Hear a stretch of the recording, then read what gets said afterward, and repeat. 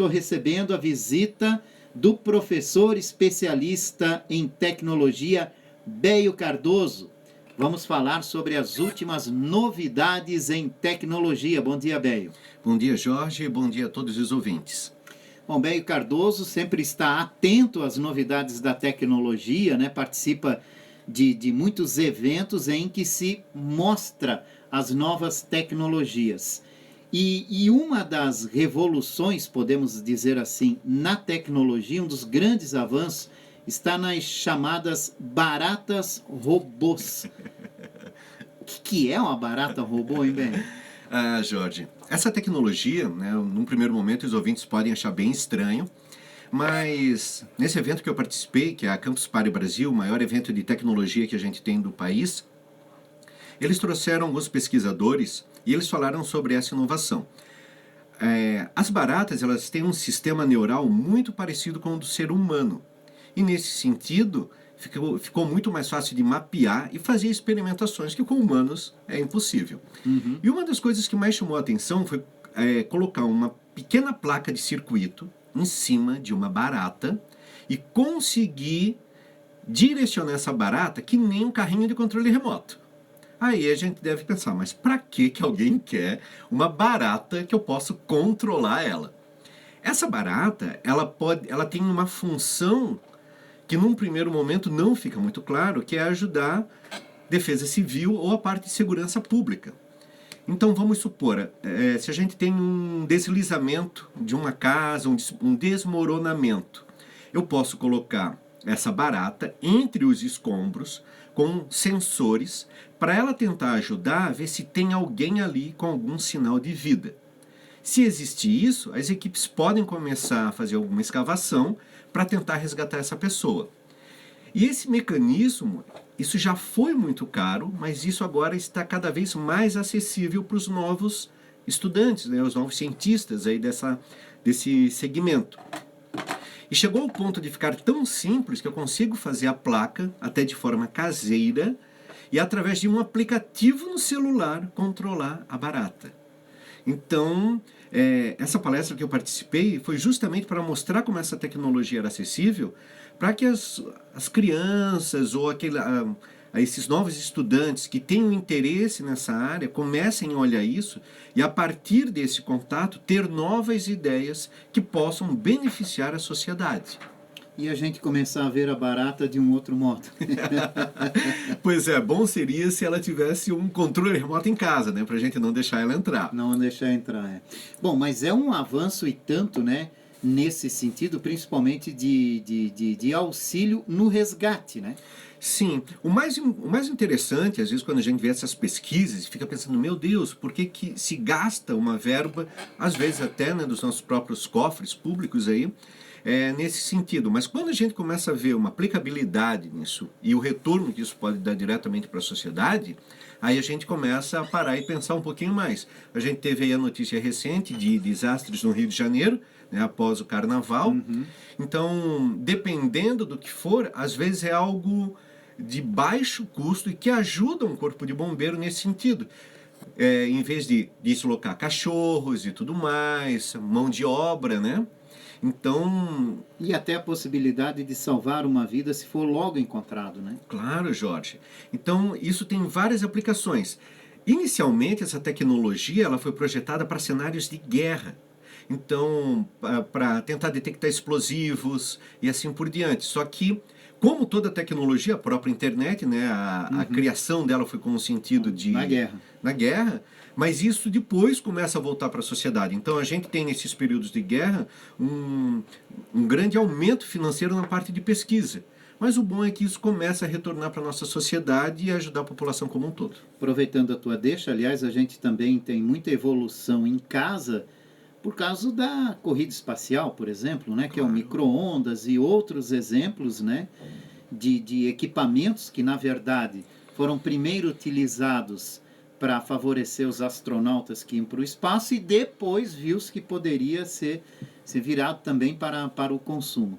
E nesse sentido, o que é interessante chamar a atenção é que se usa a barata mesmo, aquela que te incomoda em casa, né, que pode vir a ter uma utilidade né, com essa questão de se acoplar uma placa. Agora eu imagino como não é minúscula essa placa, né? E como não são esses sensores, né? A tecnologia usada para esses sensores que permitem não só controlar a barata, mas ao mesmo tempo também, né, descobrir o que tem em volta ali por onde ela passa, né? Eu acho que o maior exemplo que a gente tem de como essa tecnologia está minúscula é no próprio aparelho celular, né? A própria capacidade que uma câmera frontal de um celular tem. Então, uma câmera também, quando a gente pensa, poxa, vamos acoplar uma câmera numa barata, mas é algo tão minúsculo que muitas vezes a gente não se dá conta que opera isso diretamente na palma da mão. A grosso modo falando, esses sensores eles são presos às anteninhas da barata e literalmente é como se a gente tivesse, né, naquela metodologia de controlar um cavalo com uma charrete. Eu consigo fazer a mesma coisa com essas baratas, né? Uhum. Dentro dessa mesma linha, Jorge, um outro assunto aí que está na nossa pauta também são mini drones, que também tem a mesma finalidade do que a barata, que é ajudar na parte de segurança pública e também defesa civil. E também vem com essa pegada de olhar para os insetos, que são os enxames. Drones a gente sempre ouviu falar, né? A gente já vive numa era de drones. Mas a tecnologia que eu visualizei nesse evento são os mini drones. Então, drones extremamente pequenos, baratos, né, com um custo muito acessível, que cabem na palma da sua mão e que eles operam em sintonia. Então, quando a gente pensa num enxame de drone, em vez de a gente pensar uma pessoa operando cada drone, imagine eles operando sozinho através de um software, né, eles não esbarram no outro e conseguem operar em conjunto. Então, vamos supor, a gente tem uma casa com risco de desabamento. Não se sabe se tem alguém ali dentro daquela casa, vivo ou não.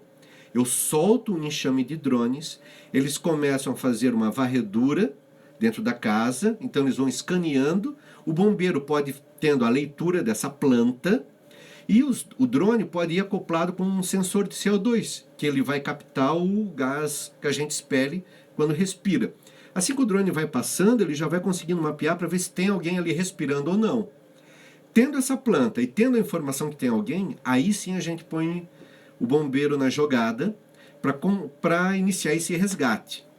Então os mini drones eles se apresentam como uma opção de baixo custo também e que pode ajudar a defesa civil, segurança pública. Na captura de criminosos, né? Justamente, em vez de colocar em risco, muitas vezes um policial, né? Como a gente vê no Rio de Janeiro, muitos policiais mortos, né? Em confrontos. Né? Esses mini drones podem auxiliar nesse sentido, né? Então, essa tecnologia, quando ela começa a baixar de custo e quando ela começa a operar dentro dessa expertise, ela começa a dar novas possibilidades.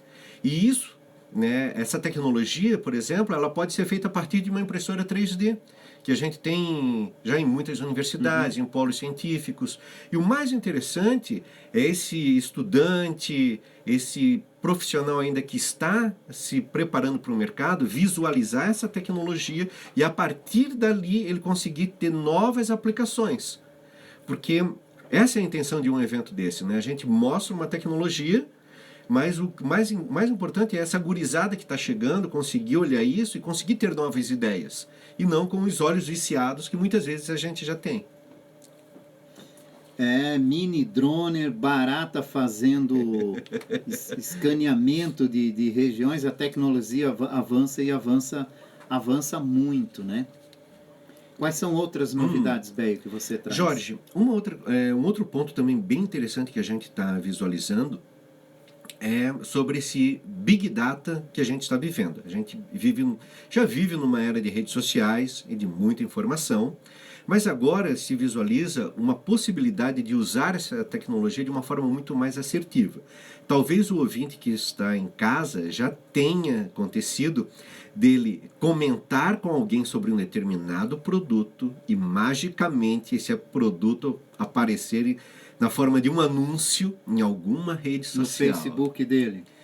E embora muitas empresas digam que isso não acontece, mas também ninguém lê as letras minúsculas de um acordo quando baixa um aplicativo como o WhatsApp, por exemplo. Sim. E a gente tem aí as Smart TVs que fazem isso, então o próprio WhatsApp está preparado para receber voz o tempo todo, a gente manda áudio e recebe áudio, e isso começa a ser utilizado de uma forma comercial com os anúncios.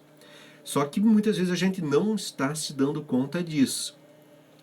E na Campus Party, o professor Capra, ele colocou muito bem de como a publicidade começa a ser mais assertiva a partir das nossas interações sociais indiretamente. Ou seja, eu não preciso clicar no anúncio, curtir uma fanpage para ir recebendo alguma coisa já dentro daquele conteúdo que eu estou absorvendo.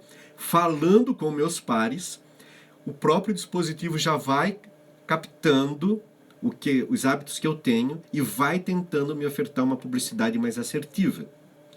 E também outras coisas que começam a aparecer que vão além, muitas vezes, dessa nossa interação digital. A gente já tem algumas redes de supermercados com sensores espalhados que vão fazendo um grande mapeamento de como a gente se comporta dentro de um supermercado. Então vamos supor, eu paro na frente de uma gôndola de supermercado de cervejas, e aí aquele dispositivo fica registrando quanto tempo eu levo para tomar a decisão, para que parte da gôndola eu olhei, né? Se eu peguei o produto na mão, se eu fiquei muito tempo observando ou lendo, e assim eu consigo ir mapeando os hábitos de consumo de cada uma das pessoas. E também conseguir fazer um aferimento de coisas mais simples, os horários pontuais de pique, né? Qual é a parte do supermercado que uma pessoa vai primeiro, que um consumidor vai. A gente sabe, tem o dia da feira, o dia da carne e tudo mais, mas outra coisa é ter isso contado na ponta de uma planilha de Excel para conseguir otimizar. Então a gente começa a ver uma tecnologia que começa a prestar muito mais atenção e efetivamente a dar um retorno, né? Porque a gente tem um monte de dados aí, mas também o povo não consegue tirar proveito disso. Era isso que eu ia falar, né? Primeiro é o investimento, né? Será que esses empresários estão a fim de investir? Né? Se avança tanto na tecnologia, mas se vê pouca aplicação. Eu não sei se você concorda comigo.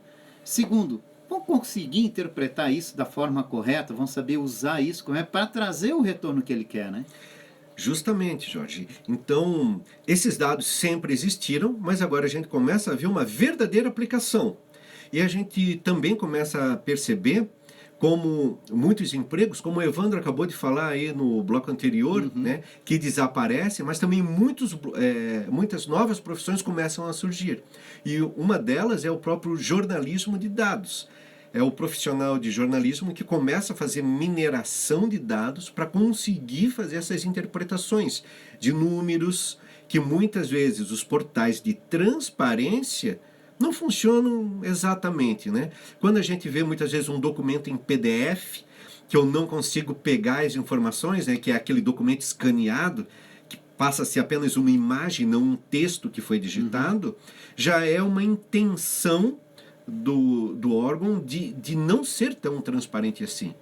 Porque muitas vezes se o jornalista estiver usando um software para fazer captura de texto e tudo mais, ele não pega essa informação. Então, a gente começa a ver até dentro do próprio jornalismo essa mineração dos dados das redes sociais para fazer essas interpretações. E vale lembrar que a gente está num ano de eleição e isso é muito interessante. A prova disso é que a gente viu aí veículos de comunicação saindo do Facebook, mudança de algoritmo e uma série de coisas que estão acontecendo, mas que a gente, vendo algumas jogadas na frente, a gente vai ver que isso vai refletir diretamente ali na eleição, né? Uhum. É um ano perigoso, viu, gente? Muito perigoso. Tem que cuidar com as fake news, que é a moda agora. É isso aí. Principalmente próximo de eleição. Ainda sobre a utilização e a exploração da publicidade com essa tecnologia, quer dizer, é o mundo do consumo, né? Fazer eu cada vez consumir mais nesse sentido. Né? Como nós consumidores, como nós usuários da tecnologia, né? Temos que nos conter a isso, porque isso pode levar também a gente a se perder nesse mundo, né? Insiste tanto, daqui a pouco eu vou comprar uma coisa que eu nem precisava.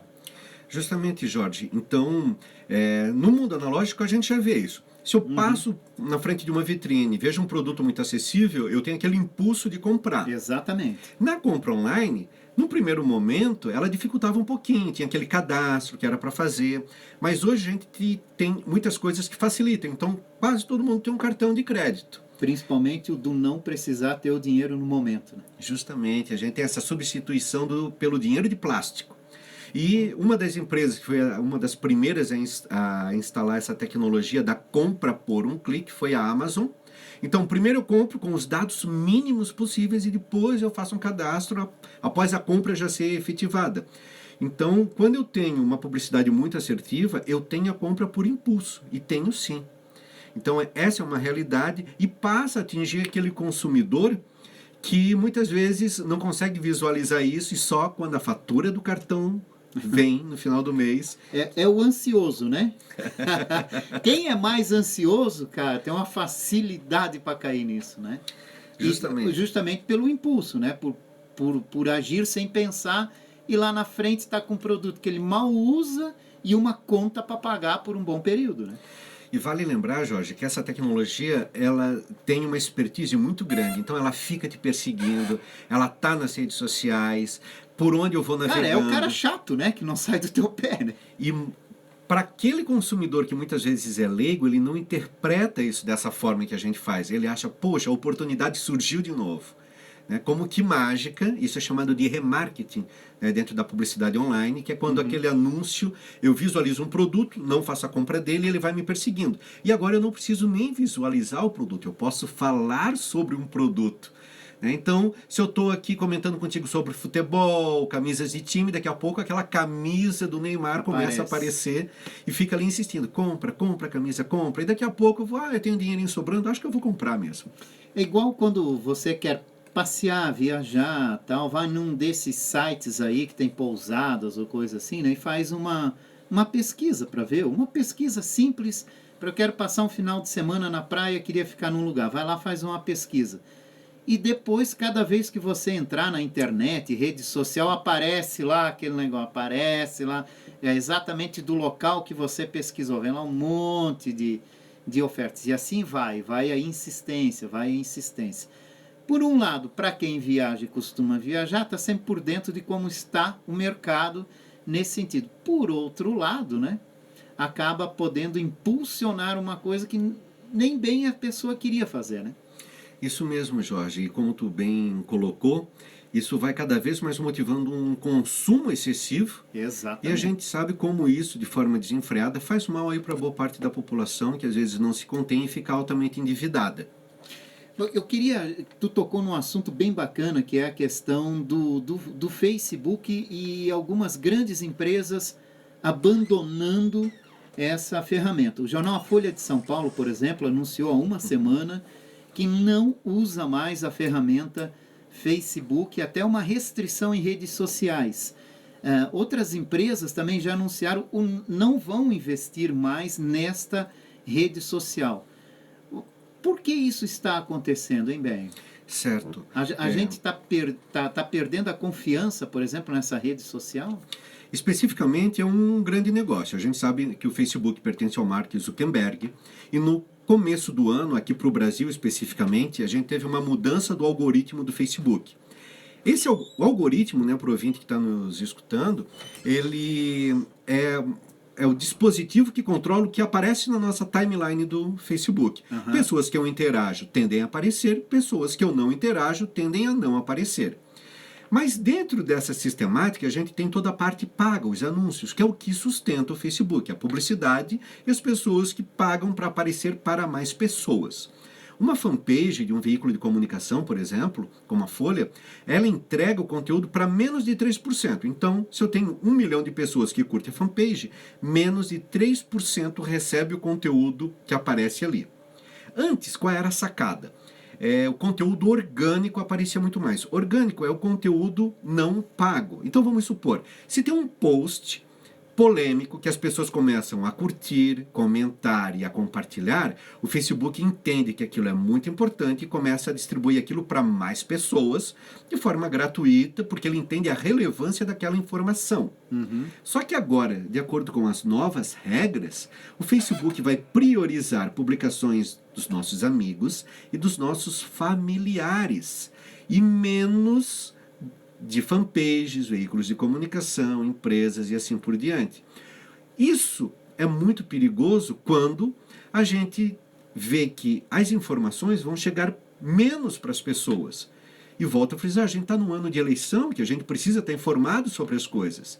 Então vamos supor que tem uma notícia importante sobre um determinado político que está concorrendo nas eleições e o veículo não consegue distribuir aquilo para fazer com que todos tenham conhecimento dessa informação. Então a pessoa fica prejudicada sem saber, às vezes, essa informação preciosa que vai decidir o voto dela.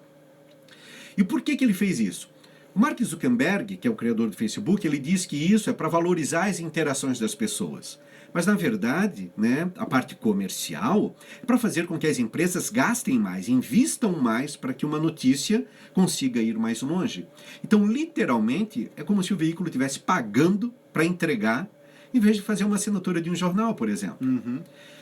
O grande problema é que os veículos de comunicação ficaram muito dependentes do Facebook, né? E nas consultorias que eu presto, em sala de aula, eu fiquei falando várias e várias vezes, cuidado, não coloquem todos os ovos na mesma cesta, né?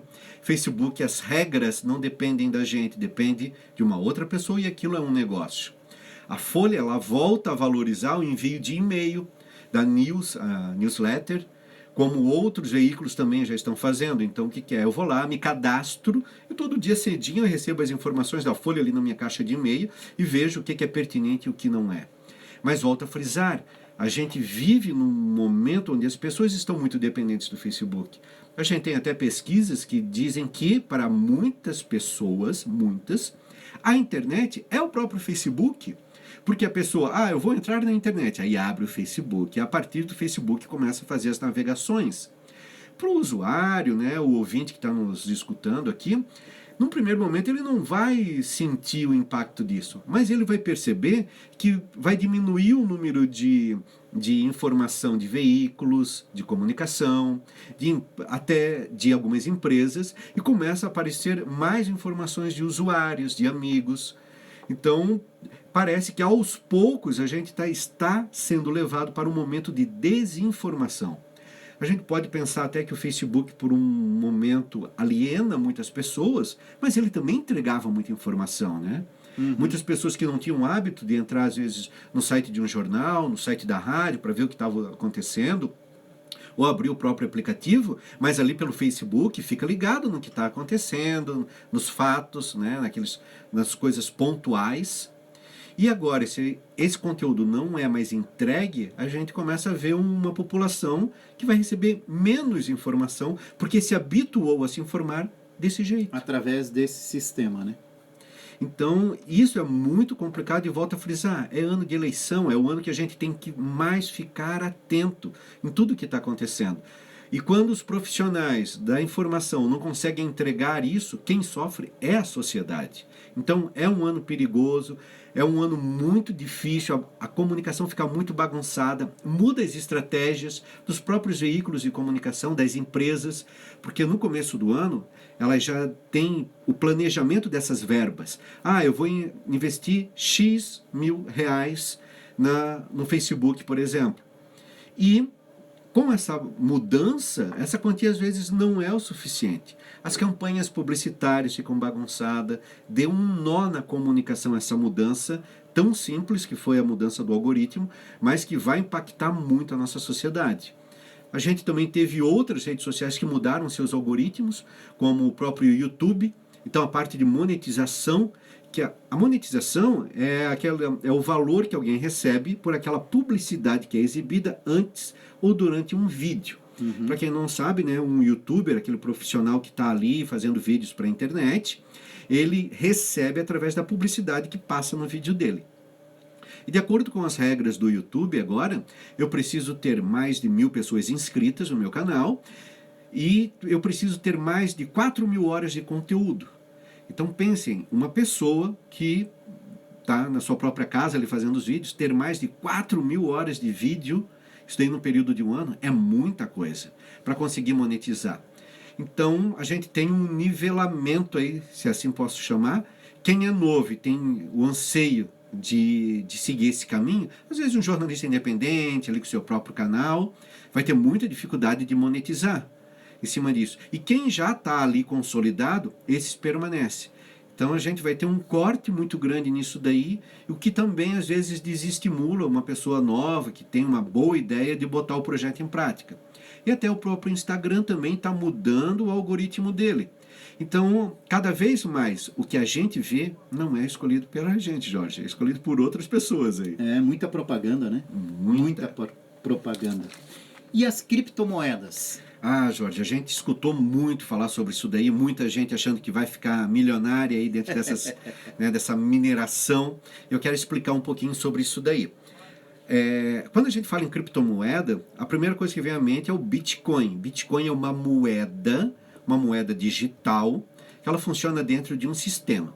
Mas a grande sacada disso, Jorge, é a blockchain. Blockchain é o sistema onde essa criptomoeda funciona. Para o ouvinte conseguir entender isso, uma boa analogia é com a própria internet. Então, o Facebook, que a gente estava falando ainda há pouco, ele faz parte da internet, assim como outras redes sociais que estão dentro da internet. A blockchain é como se fosse a internet onde circulam essas criptomoedas. E existem várias criptomoedas ali dentro. Mas por que isso é interessante, né? Por que a gente está trazendo isso aqui? Sempre na internet eu tenho uma problemática muito grande que quando eu envio uma documentação, eu nunca mando o original, eu sempre estou mandando uma cópia. Então, se eu fiz um texto na web e mando para alguém um PDF, por exemplo, eu estou mandando uma cópia desse PDF, uma cópia dessa música, uma cópia desse conteúdo intelectual. Mas com a blockchain eu consigo mandar o original disso. Eu tenho uma rede criptografada de um jeito que ela ofereça uma segurança muito grande para esse envio. E também eu tenho dificuldades de mandar algumas coisas pela web. Então, por exemplo, dinheiro. Se eu mando um dinheiro, por exemplo, estou com um familiar em outro país trabalhando, o cara está ganhando uma grana lá fora e quer mandar esse dinheiro para a família, esse dinheiro passa por uma série de atravessadores e tem uma dificuldade muitas vezes de chegar. Com a criptomoeda eu consigo mandar isso diretamente. E assim, milhas, fazer transferência de milhas, crédito de carbono, ações, até energia elétrica, para uma série de coisas, eu sempre precisei de um atravessador. E quando eu tenho um sistema muito bem criptografado, eu não preciso mais de atravessadores. O melhor exemplo disso é um cartório. O cartório serve para dar a validação de muitas documentações, né, para ele fazer aquela... assinalar que aquilo tem veracidade. E se eu tivesse um sistema que eu não precisasse mais do cartório? Pense como isso ia agilizar muitas vezes a vida da população e quanto dinheiro também poderia ser economizado. O grande problema é que muitas vezes essas instituições, elas têm essas informações centralizadas, como um banco. Isso fica tudo centralizado em um único sistema e isso também é perigoso para ser hackeado. Na blockchain, cada computador dos próprios usuários servem para ajudar a fazer a criptografia dessas informações. Então eu tenho um computador em casa e eu disponibilizo esse meu computador a ajudar a processar um pouquinho dessas informações. Imagine que eu tenho muitas pessoas ajudando a fazer uma coisa muito grande. Para os ouvintes terem uma ideia, a capacidade de processamento dessa blockchain é muitas vezes superiores aos próprios servidores do Google, né, que é a nossa principal ferramenta de busca na web. E por que as pessoas oferecem os seus computadores para ficar aí usando energia elétrica e ajudar a fazer esses cálculos? Porque esses computadores recebem uma pequena fração dessa transação. Aquilo que a gente falou antes, ninguém trabalha de graça.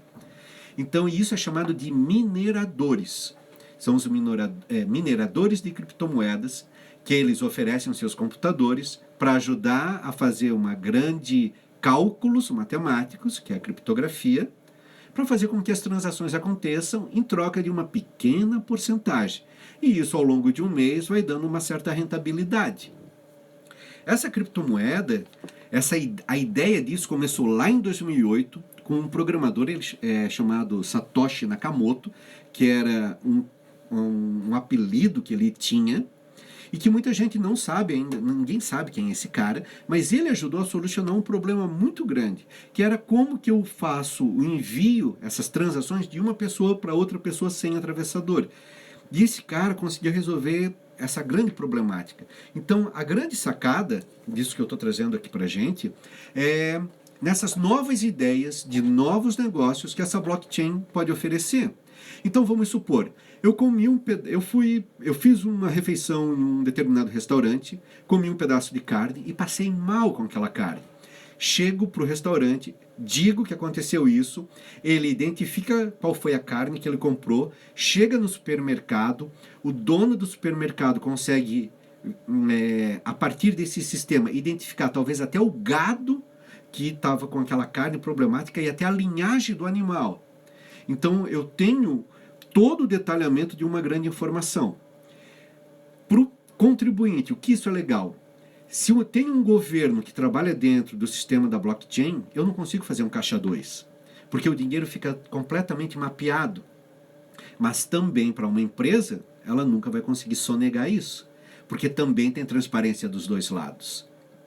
Então eu tenho um mapeamento de tudo o que acontece dentro do nosso planeta através da blockchain. Uhum. Bacana esse sistema, né? Que revolução que provoca esse sistema, né? É muito interessante isso, Jorge.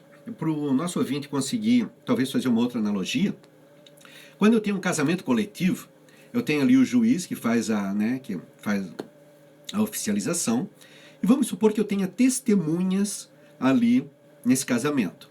Agora imaginem isso dentro da blockchain, onde eu tiro o juiz e só ficam testemunhas. E vai acontecendo vários casamentos e aquelas pessoas estão ali apenas oficializando e confirmando o casamento que teve. Agora eu posso tirar esse casamento e botar uma bicicleta. Então, olha só, pessoal, testemunhas, comprei uma bicicleta. Eles dizem, ok, você comprou essa bicicleta é sua. Depois eu quero vender essa bicicleta. E qualquer coisa que eu quiser fazer, essas pessoas estão ali, né, para testemunhar e dar a validação disso. É isso que acontece dentro dessa blockchain. Então, em vez de concentrar as informações na mão de uma pessoa, eu tenho muitas pessoas servindo de testemunhas. A cada 10 minutos, essas informações são todas compactadas dentro de um bloco. Por isso que o nome é blockchain. Bloco de bloco, chain de corrente. Uma grande corrente de blocos. E se eu quiser vender essa bicicleta e não contar para ninguém? Eu tenho que pegar essas informações ao longo de toda a corrente e mudar ela. Eu não consigo fazer isso. Por isso que o sistema é muito seguro. E abre, como eu falei, várias oportunidades. Então, vamos pegar um exemplo aqui da nossa Oktoberfest. Se eu tenho um apartamento que eu estou locando para Oktober, se eu estiver com um apartamento conectado nesse sistema, eu alugo ele, o foleão, o visitante, chega aqui na cidade, abre a chave da porta, entra no apartamento, toma um banho, assiste uma série aí do Netflix e depois vai para Oktober e de lá já entra na van e volta para a sua cidade. Eu consigo receber exatamente por esse tempo que ele ficou dentro do apartamento. Eu sei o quanto de água que ele consumiu, o tanto de energia que ele consumiu, o que ele consumiu na TV e eu posso receber proporcional a isso. Então abre uma série de micronegócios e a gente consegue ter uma rentabilidade de várias coisas que muitas vezes passam batido. É o que a gente chama da internet das coisas. É a vantagem que tem quando várias coisas se conectam dentro da internet. Uhum. A gente pode pensar, poxa, mas para que eu quero internet na minha casa? Se eu olhar com a lógica de quem faz uma locação, né, que não são só os hotéis, mas qualquer um pode fazer isso num Airbnb, né, a maior rede de hotéis sem ter nenhum imóvel. Uhum. Então, eu consigo visualizar como essa tecnologia volta para a sociedade, volta para essa pessoa que está aí nos escutando. Que bacana. Bem, o nosso tempo já se esgotou. Tecnologia é um assunto que a gente pode ficar um dia falando, porque novidades é o que não faltam, né? As evoluções acontecem diariamente, né, na tecnologia. e é muito bacana tê-lo aqui. Obrigado pela sua presença. Eu que agradeço a oportunidade, um abraço a todos os ouvintes e sempre que a rádio precisar, estou às ordens. Bélio Cardoso, professor, especialista em tecnologia, trazendo para a gente